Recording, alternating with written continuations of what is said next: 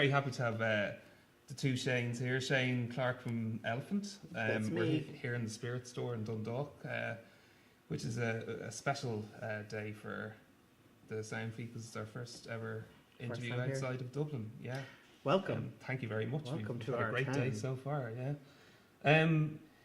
I suppose we roll back all the way back to the beginning, but not too far back. 2013, I suppose, is when your first you threw the Elephant music out into the stratosphere with The Machine. Oh God, it's not long ago, yeah. Yeah, it's nearly 4 years. Yeah, 4 years The this Machine was the August. first thing. Yeah. It was the closest thing to being done on the album. Yeah, So we just Hypergiant. fire something up. yeah. And did you have any kind of concept back then, you know, how quickly things were going to move, I suppose? No. No. Were you kind of surprised? Because, Yeah, very, very. Yeah, it was when Hypergiant came out, it kind of, obviously it got huge praise unanimously. I know you feel uncomfortable with that kind of No, thing no, brought let's up, talk but, about you it.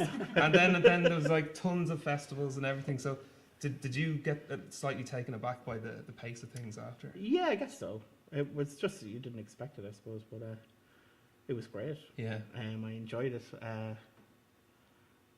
I don't know how much I enjoyed being so busy, Yeah. gigging wise. Yeah. It sounds bad for like a Musician. to say that, but I think what I learned from it most is what I enjoyed the most out of the whole thing is probably writing them and recording it and doing gigs now and again, Yeah, as opposed to the whole time. Like at one stage I was every weekend going to something and doing something, then summer hit and it was like I think we did 10 to String of festivals. 15 festivals in a Yeah, summer or something. yeah. So every weekend, at least twice a month, you were kind of going off to do this and that. Yeah. And it sounds exhausting. great, like it sounds really nice, but it is exhausting. Yeah. And I mean, you pretty much have played almost all of the kind of major festivals. I think In there's Ireland, not very yeah. many that we haven't done now. Yeah. Yeah. Whether it was just us or like last year was the band did most of them. Yeah. But we did all the kind of ones we didn't do before, all Yeah. the bigger ones, I suppose. Yeah. And of course, there's constantly kind of new festivals springing up that are maybe only a year or two old, there's but so are many already now, getting isn't a kind of a big kind of Buzz around. reputation. Yeah, yeah. Like up in Donegal, there's C sessions and stuff like that. That's one we haven't done. Yeah, yeah. It's the only one they haven't done. Call me. And on Hypergiant itself, I suppose the album, there was one thing that struck me on one or two of the songs is, like, say, the first track, 14 Crows and Monsters, is that it feels like, the fear, thematically, like the fears of an adult being interpreted through the child of the mind of a child, because the songs feel like a kid telling a story, but it's quite a dark, sound, but also quite kind of chirpy in a way. Was that a conscious part? thing? Yeah. I don't know. Don't think so. No, I don't. maybe it's just me. I don't. I think you're picking up on something there that I probably didn't realize myself. I think there was a song that I did in my very first EP before it was Elephant. It was just Shane Clark, Yeah. and it was like a nursery rhyme, I guess. Yeah. And I always liked it out of the songs that were on that EP the most. Yeah.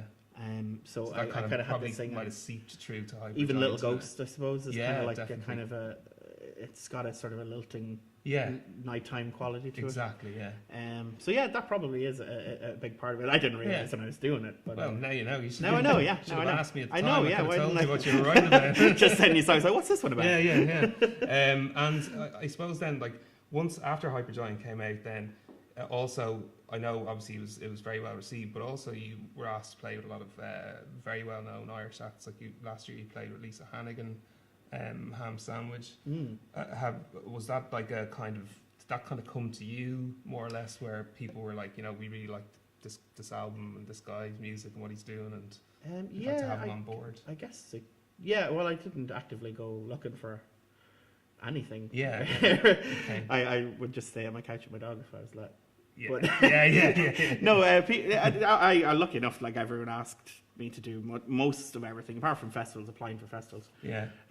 I got asked to do everything through. Before the album, it was just through the live looping thing people had heard. I guess people weren't really doing it that much. Yeah. At this time, I was doing it, but then after the album, a lot of people came looking from that as well. And have there been any particular show that you can remember since the album came out, or that stands out in the mind since then? My favorite one is when we launched the album here. Yeah. That was magic for me. Yeah. Because I suppose it was so long. You know, it was like 4 years in the making. Yeah. To kind of do it here in front of the place was jam packed, and it was like I knew everyone here. Yeah. It was all my friends and did that everyone. make it comfortable, or were you nervous? Oh or? no, I was a little bit nervous, more Yeah. nervous than I would usually be. And it was our first time playing the album, obviously. Yeah. But I was really excited to play, and there was just a really, like, everyone in the room wanted it to go well. You know, there was no ill will at all. Everyone, you were like, it was like a magic to it. So much love. It's like Care Bears. It was, yeah. There was this mad electricity in the room. And I rainbows really out loved there. it. It goes down in my head as one of the best. Big highlights. And my favorite, when it's just me and Shane O. Yeah. I think it was. Remember we did Castlepalooza on the main Yeah, stage at like yeah, that two was cool. two in the day on the Sunday. Yeah. With just like a sea of hungover people in front of us swaying and dancing. That was a magic one as well. You're really great, man. Oh my god! And like, don't worry, we're here to save you. Everybody, just chill. Everything's gonna be okay. That was a great one. And another big highlight, not so long ago, just towards the end of last year, was getting the Conor Walsh Bursary Award for Hard Working Class Heroes, which is that was unexpected. Yeah, but it must be like, you know, a lot of people can get quite cynical about, I suppose, you know, judging for, you know, who the best act at a festival is or whatever. But when it actually comes from the musicians themselves, yeah, exactly, that's particularly it's a great endorsement. And you know, there's no, not that I'm suggesting it happens anywhere, but there's no kind of, you know, jiggery pokery going on in the background. Yeah. So that must have been a very kind of touching kind of. It was about 100 acts extremely, as well. and especially, I just had nothing to do with it, I suppose, but. Yeah. You know, I think probably 75% of the acts at it are probably from Dublin, I would imagine, or a good, like, the majority. Mm-hmm. So, in the way I think of thinking it, like, in a secondary school kind of way of thinking it, everyone would vote for their friend's band. Yeah. And I wouldn't know, like, many people. I'd know a good few of them, but, for the most part, I wouldn't know most of the bands playing at it. So, they didn't vote because they knew me or whatever. They liked the music, which it was really touching, and a total, complete shock. Yeah. I had no expectation, I never even thought of it after you placed your vote or whatever. Acceptance speech for them. No. It was great though. Yeah. And I suppose coming up now, you are currently working on / putting the finishing touches. Middle touches. Don't go over this. Don't go pre-ordering just yet. To your second album. Yeah. Would you like to tell us a bit about the differences that we might see on that compared to Hypergiant? Hypergiant, I suppose, is a acoustic folkish album. You know better. Yeah. Sure. I know what they're all about. The songs are about. And this is there's no acoustic guitar in it. That's one thing. Okay.